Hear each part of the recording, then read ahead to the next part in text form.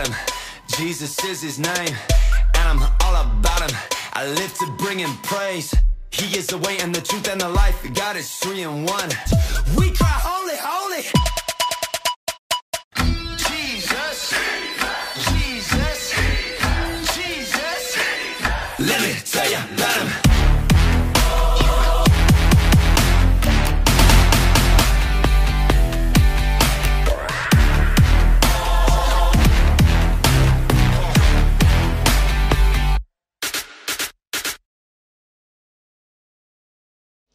Shalom Youth, mari kita menari buat Tuhan. Let's go.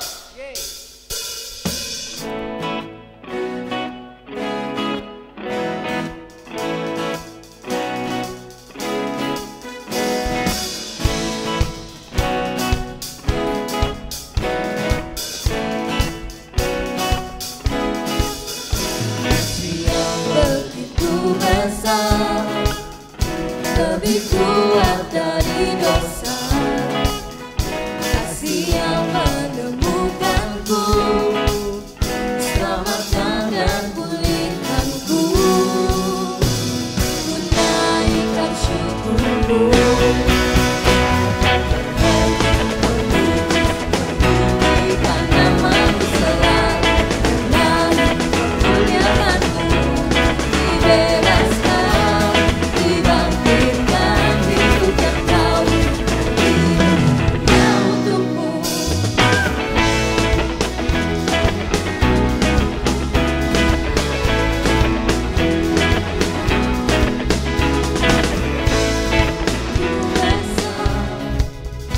Lebih kuat dari dosa, kasih yang menemukanku, selamatkan dan pulihkanku.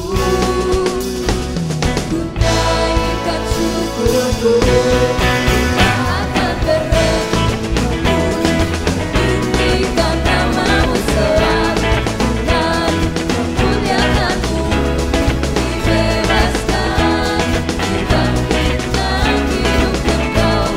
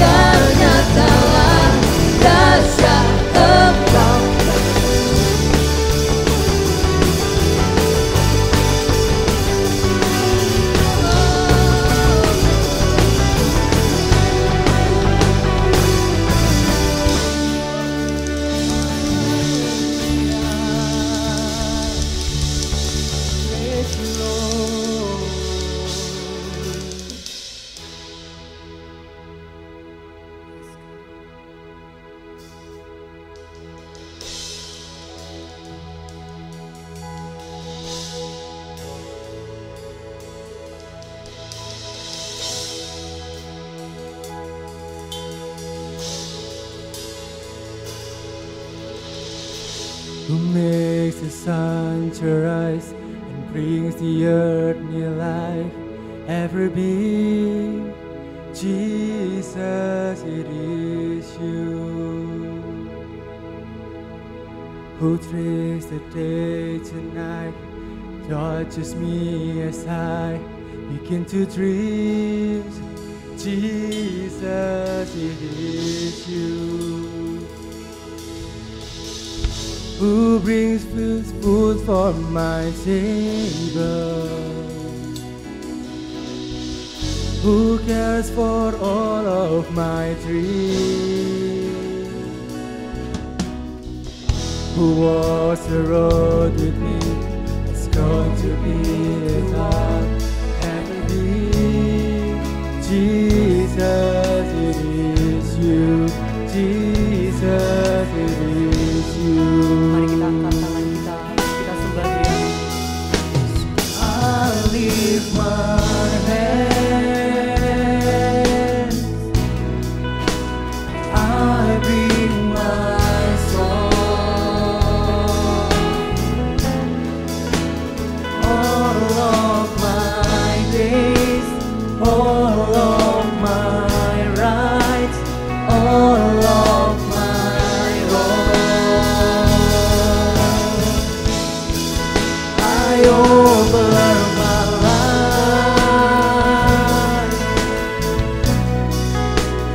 live and beyond,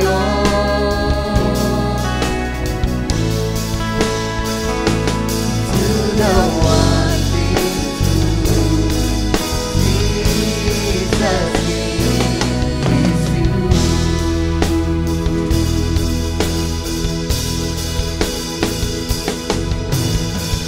Who sees my brokenness, carries me when I'm frail and weak. Jesus, it is you who tells the storm to rest when I am overwhelmed and cannot speak. Jesus, it is you who has my guilt on his shoulder,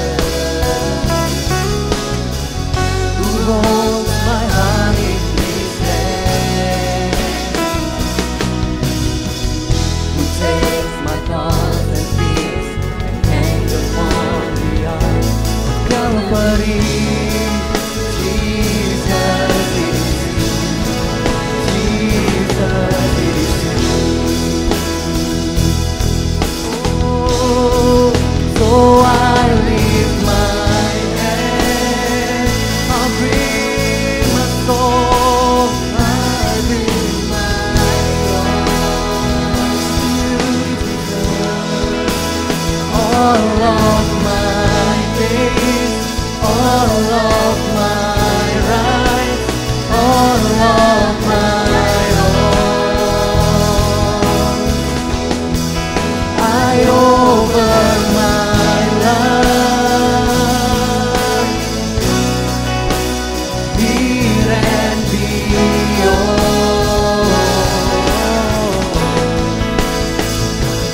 to the one thing true, Jesus,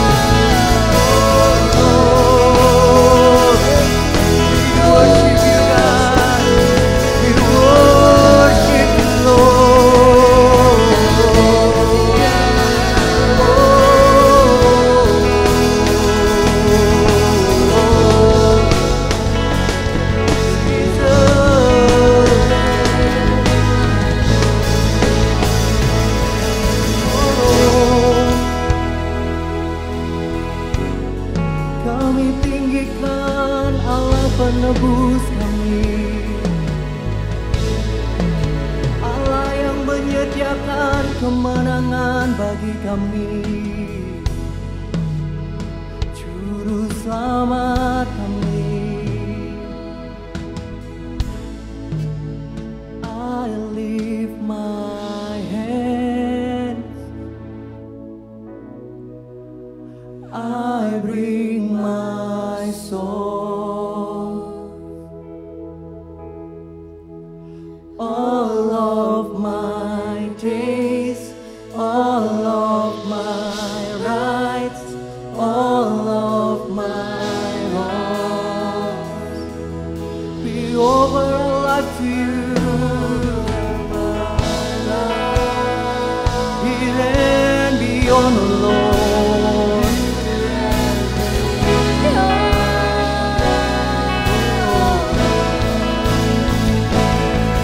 The one thing true, Jesus is you.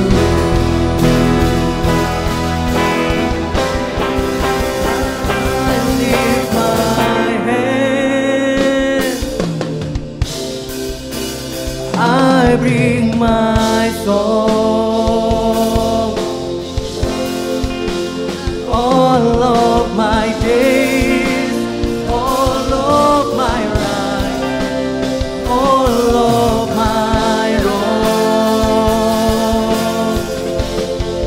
I offer my life, here and beyond,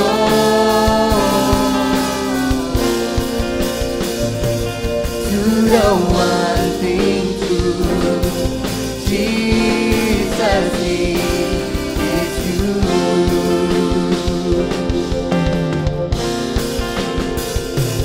To the one thing true, Jesus is you.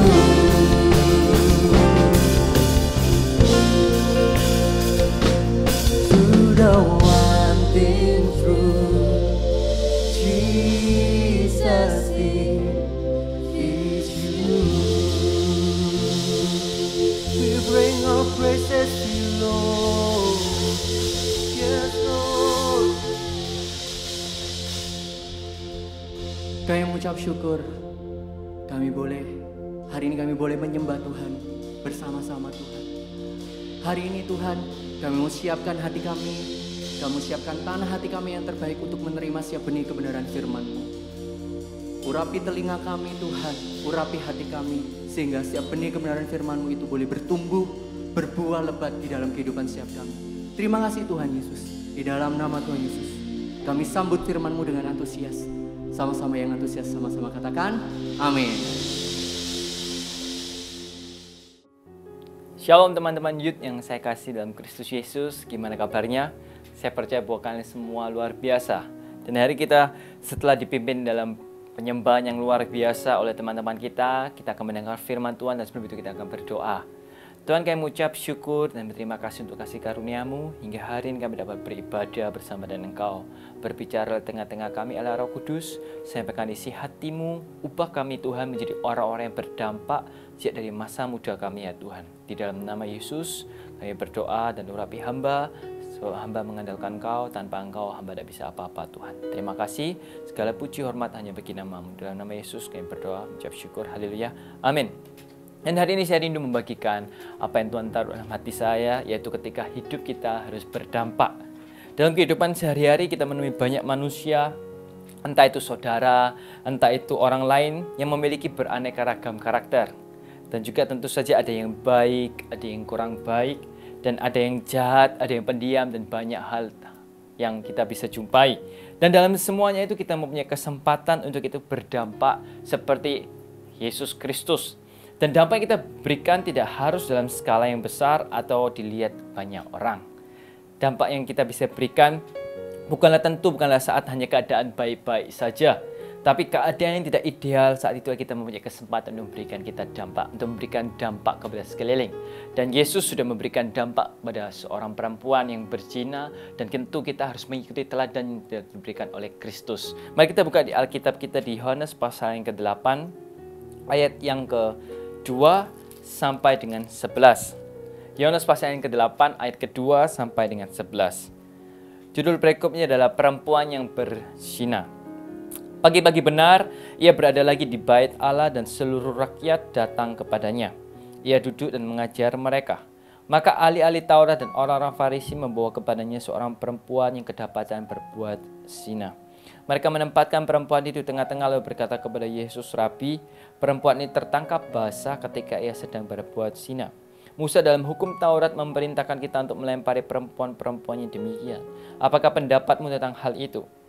Mereka mengatakan hal itu untuk mencobai dia supaya mereka memperoleh sesuatu untuk menyalahkannya. Tapi Yesus membungkuk lalu menulis dengan jarinya di tanah, dan ketika mereka terus-menerus bertanya kepadanya, ia pun bangkit berdiri lalu berkata kepada mereka, "Barang siapa di antara kamu tidak berdosa, hendaklah yang pertama melemparkan batu kepada perempuan itu." Lalu ia membungkuk pula dan menulis di tanah. Tetapi setelah mereka mendengar perkataan itu, pergilah mereka seorang demi seorang, mulai dari yang tertua. Akhirnya tinggallah Yesus seorang diri dengan perempuan itu yang tetap di tempatnya. Lalu Yesus bangkit berdiri dan berkata kepadanya, "Hai perempuan, di manakah mereka? Tidak adakah seorang yang menghukum engkau?" Jawabnya, "Tidak ada, Tuhan." Lalu kata Yesus, "Aku pun tidak menghukum engkau. Pergilah dan jangan berbuat dosa lagi mulai dari sekarang." Di dalam satu perikop ini ada banyak yang kita bisa pelajari. Tentu ada sebuah cerita di mana ada seorang Tuhan Yesus, ada seorang wanita yang berzina, dan ada sekumpulan ahli Taurat dan orang Farisi yang menghakimi. Dan tentu di tiga peristiwa ini, dari setiap pribadi mereka memberikan dampak. Tapi ada pribadi memberikan dampak yang positif dan ada pribadi yang memberikan dampak yang negatif. Tentulah ketika kita hidup, mau kita Kristen atau tidak Kristen, atau kita mau pemimpin atau pemimpin, kita mempunyai potensi untuk kita memberikan dampak. Tentu pilihan kita ingin memberikan dampak yang positif atau dampak yang negatif. Dan saya percaya bahwa anak-anak teman-teman di GMS Youth akan semuanya akan memberikan dampak yang positif. Amin. Dan pelajaran yang kita bisa pelajari dari seorang perempuan berzina ini apa sih? Meskipun dosa berzina dilakukan di tempat yang gelap, yang biasanya sering disembunyikan, tapi percayalah waktu yang akan mengungkap semuanya. Tidak ada yang tersembunyi di mata Tuhan. Kita belajar dari perempuan yang berzina ini.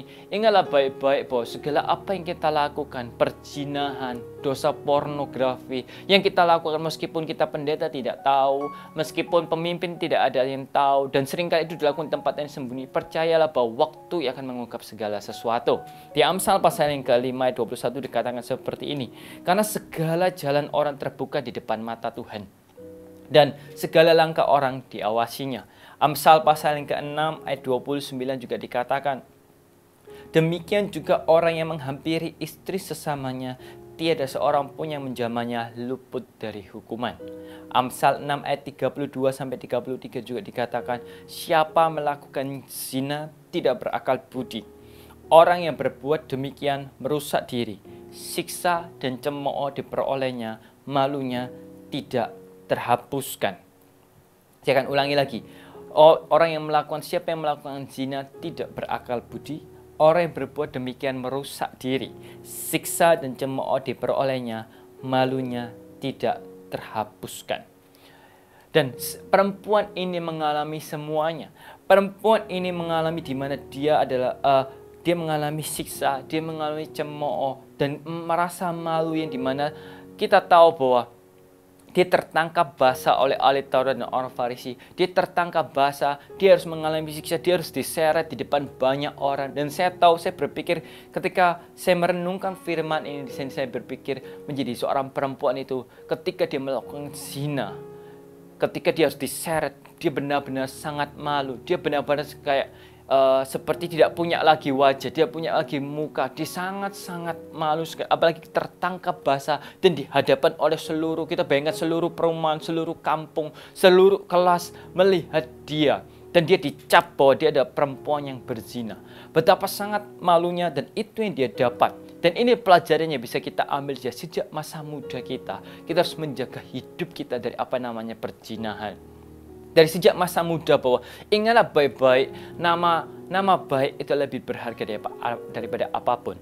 Dan kita tahu bahwa ini adalah dosa di mana sanggup membawa kita turun meskipun kita berada di tempat yang tinggi. Ada banyak orang-orang di dunia, ada banyak orang-orang di gereja yang sudah mengalami ini.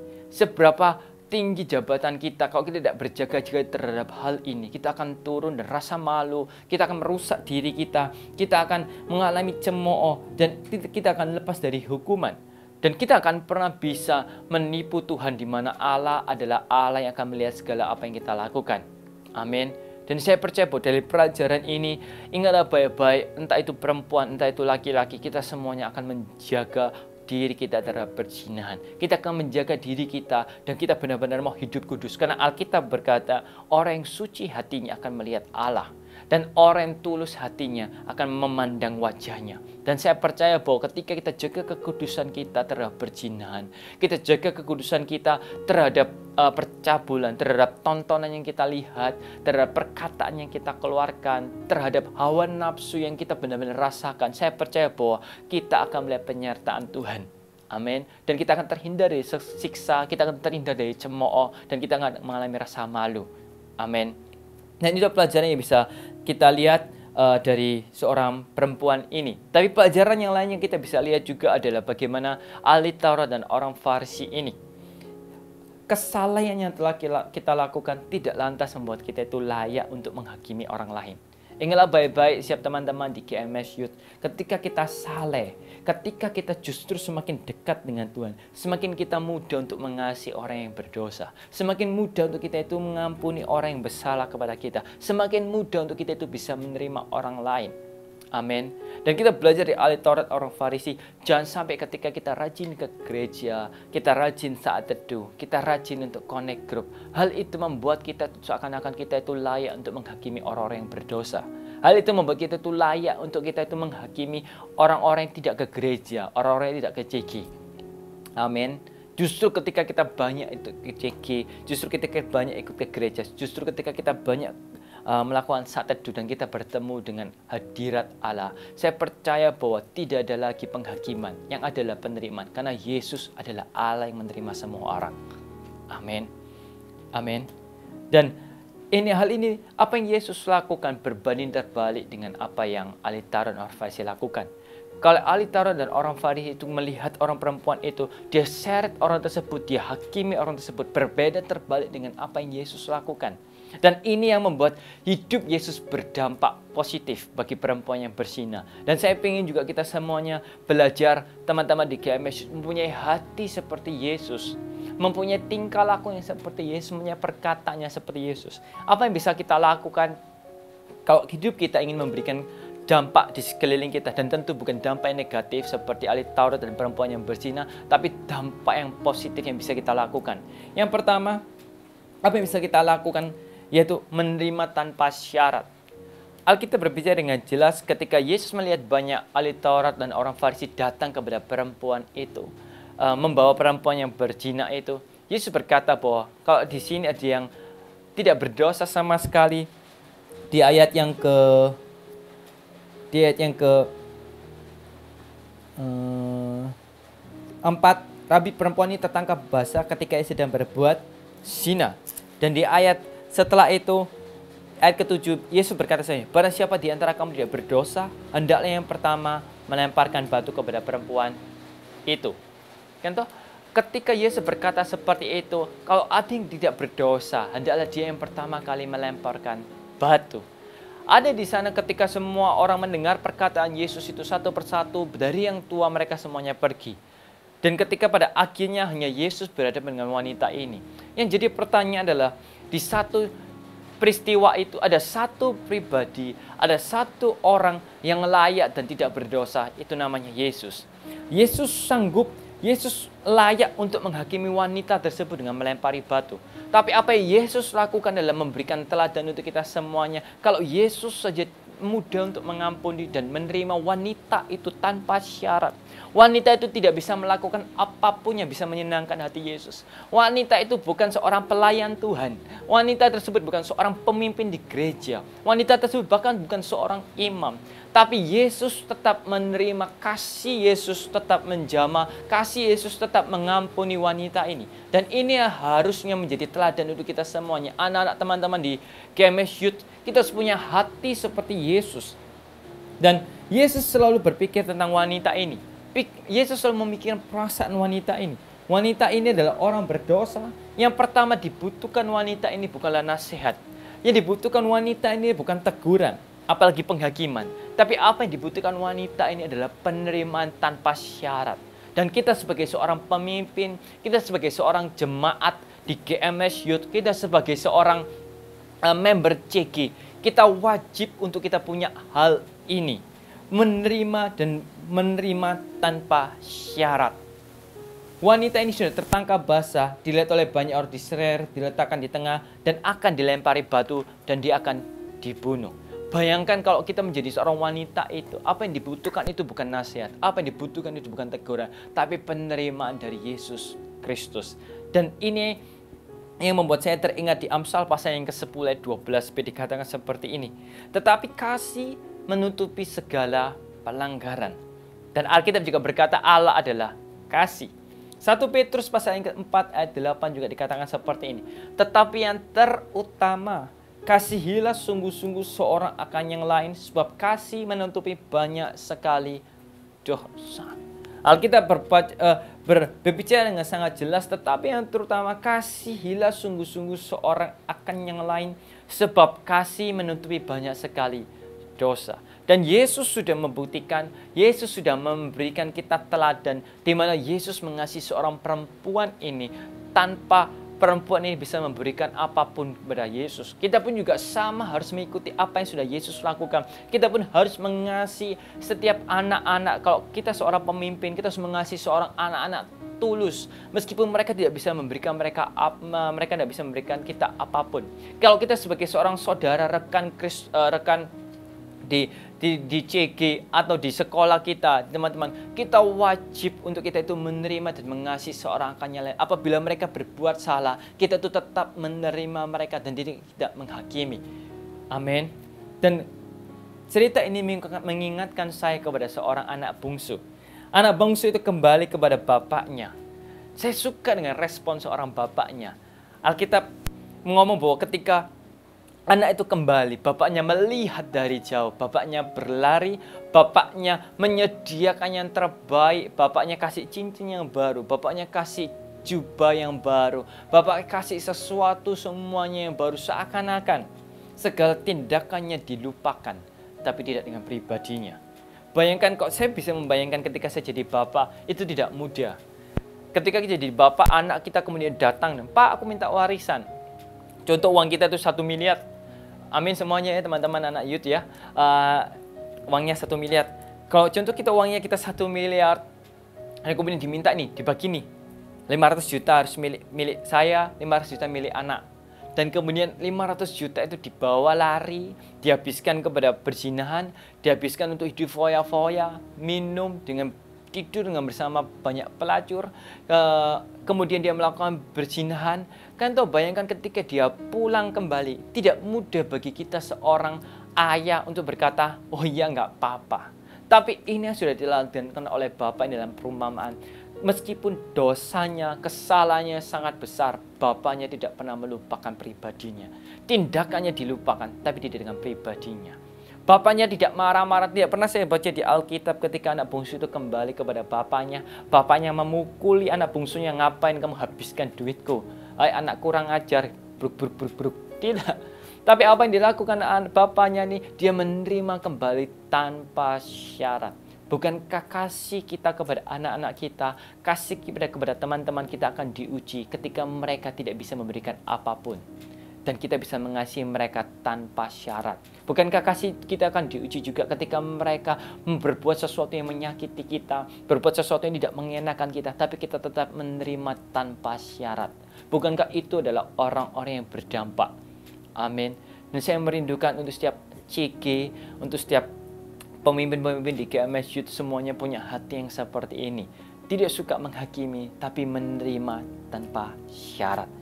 Tidak suka membesar-besarkan perkara yang ada, tapi kasih menutupi segala sesuatu, ya udah enggak apa-apa.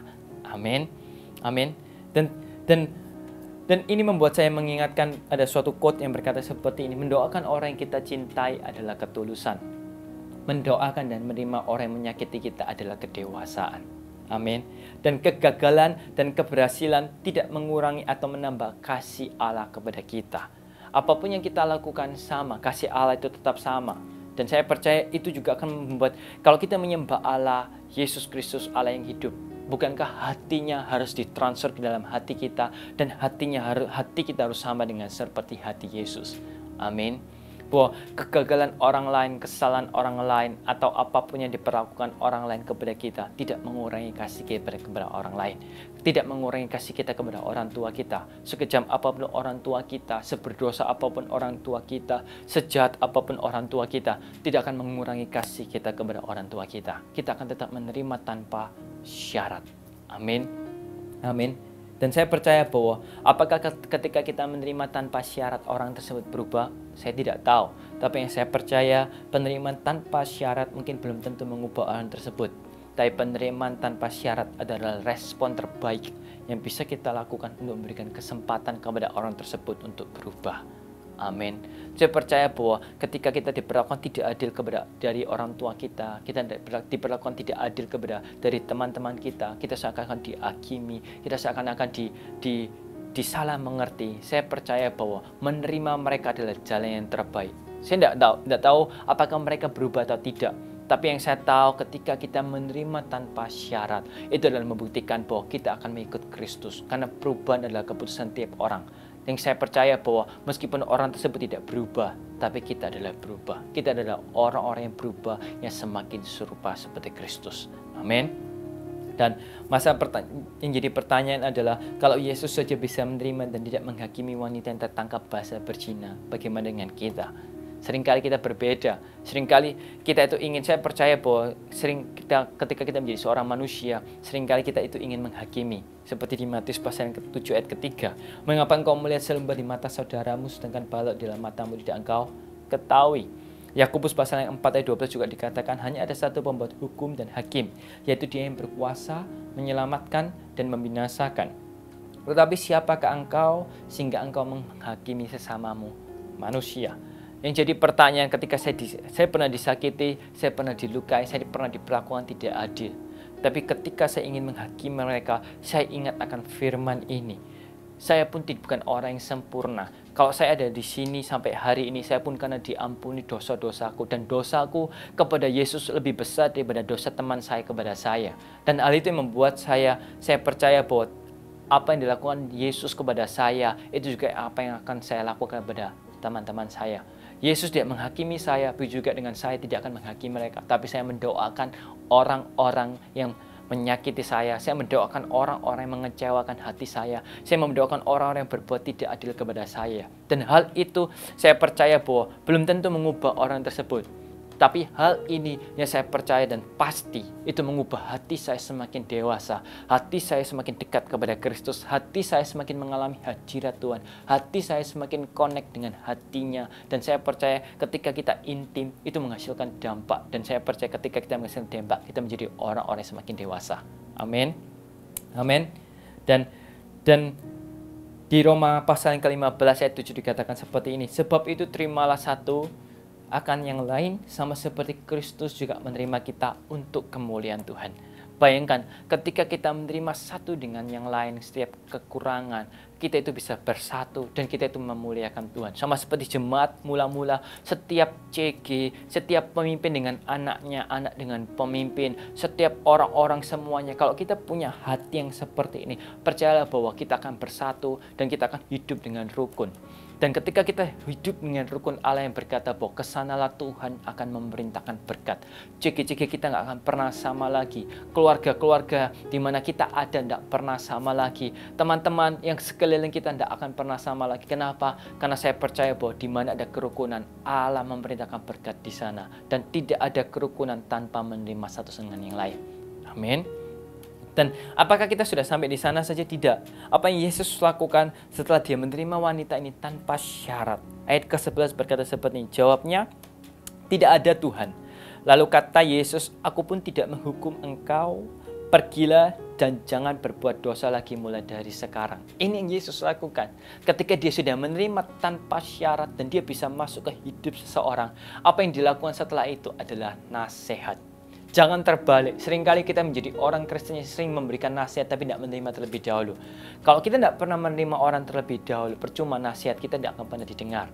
Tapi ketika kita menerima orang terlebih dahulu, kita memasukkan ke dalam kehidupan orang tersebut, dan nasihat sedikit apapun itu akan masuk dan itu akan diingat orang seumur hidupnya. Dan sama seperti yang Yesus lakukan, nasihatnya hanya satu ayat tapi penerimaannya berayat-ayat. Banyak sekali maksudnya. Nasihatnya hanya satu ayat, aku pun tidak menghukum kau, pergilah dan jangan berbuat dosa lagi mulai dari sekarang. Tapi saya percaya, kalau saya bayangkan saya jadi wanita ini, apa yang Yesus lakukan dan nasihat yang sedikit yang Yesus berikan, itu saya akan ingat seumur hidup saya. Kenapa? Karena orang akan mengingat bagaimana Yesus menerima, dan orang akan mengingat apa yang sudah Yesus lakukan. Dan saya percaya itu juga akan kita lakukan. Kita nggak pernah bisa kayak kita terima terus orang tersebut dan kita nggak memberikan nasihat. Salah. Kita terima orang tersebut terlebih dahulu dan kita akan berikan nasihat, di mana nasihat itu akan mengangkat orang tersebut naik. Amin. Dan wanita ini akan mengucap syukur apabila Tuhan mengizinkan dia tertangkap basah berzina.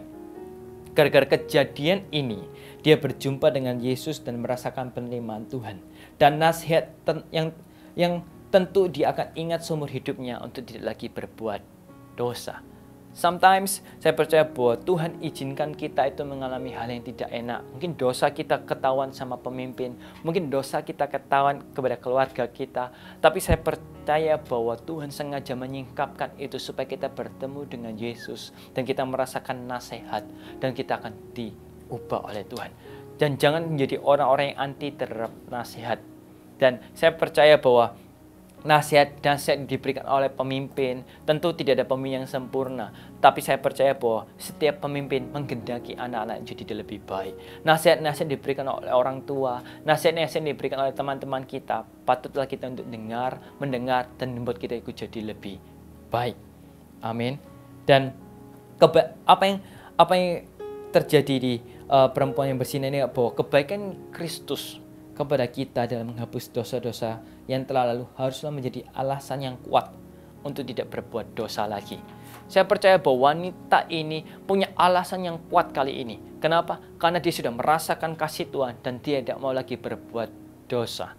Dan saya percaya bahwa hari ini kita belajar bagaimana hidup kita berdampak. Kitanya memberikan dampak sekeliling kita. Tapi ingatlah baik-baik, kalau kita ada di posisi yang kudus, posisi yang saleh, di mana kita menjadi seorang ahli Taurat dan al-Farisi, jangan sampai kita itu suka menghakimi.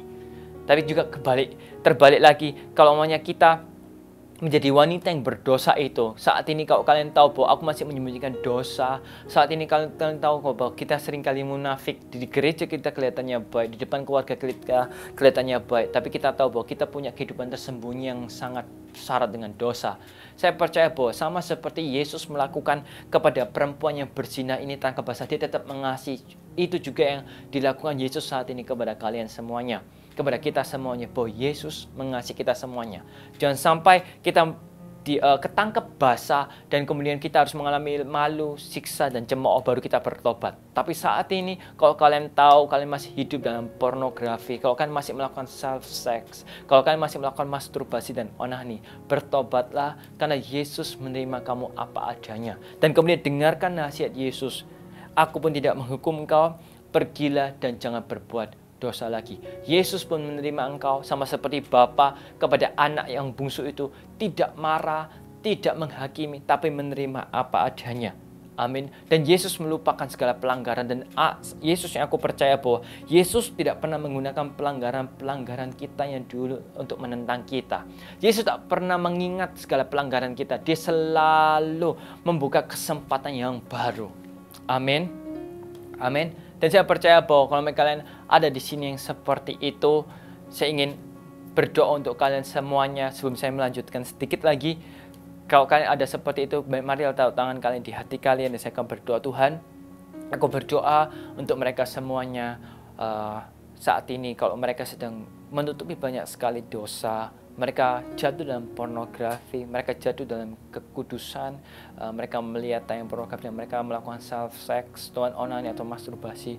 Aku tahu ya Bapa, kasih-Mu yang sanggup melawat mereka saat ini, kasih-Mu yang sanggup melepaskan mereka saat ini, kasih-Mu yang tak terbatas, jamah mereka ya Tuhan, berikan mereka ya Tuhan hadirat Allah, menjamah mereka dimanapun mereka berada saat ini. Terima mereka bahwa tidak ada orang yang akan menghakimi. Kalau mereka mau mengaku, kalau mereka mau apa adanya, tidak ada pemimpin yang akan menghakimi, tidak ada teman-teman di CG yang akan menghakimi, tapi kita semua akan menerima orang tersebut ya Tuhan, dan mengangkat mereka ya Tuhan, untuk mereka tidak berbuat dosa lagi, tapi semakin hidup kudus, semakin hidup berkenan. Berkati mereka ya Bapa, di dalam nama Kristus Yesus. Aku pun juga mengasihi mereka, jamah mereka Roh Kudus saat ini, hanya di dalam nama Tuhan Yesus, biar kebaikan Allah menjadi motivasi mereka, penerimaan menjadi motivasi mereka, untuk mereka tidak berbuat dosa lagi ya Bapa. Di dalam nama Yesus, aku berdoa menjawab syukur. Haleluya.